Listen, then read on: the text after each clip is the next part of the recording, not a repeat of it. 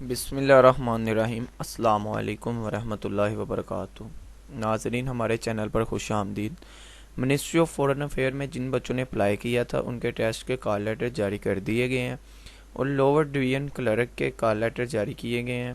ان کا ٹیسٹ کب ہوگا اور اس کے لیے کیا فیس سبمٹ کروانا ضروری ہے اور پیپر میں کیا کیا چیزیں لے کے جانی ہیں، کون کون سے ڈاکومنٹ ریکوائرڈ ہیں، یہ جاننے کے لیے دیکھیں مکمل ویڈیو۔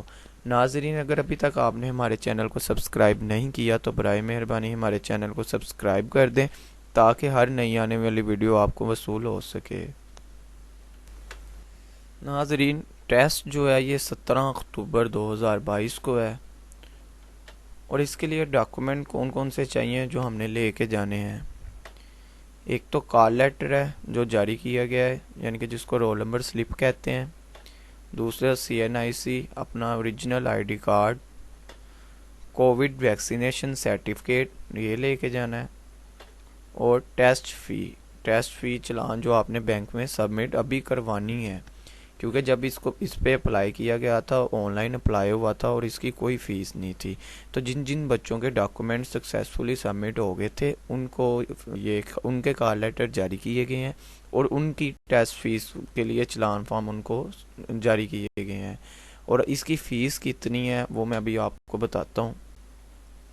یہ سندھ ٹیسٹنگ سروس پاکستان، یہ ویب سائٹ پیپر لے رہی ہے، سندھ ٹیسٹنگ سروس پاکستان۔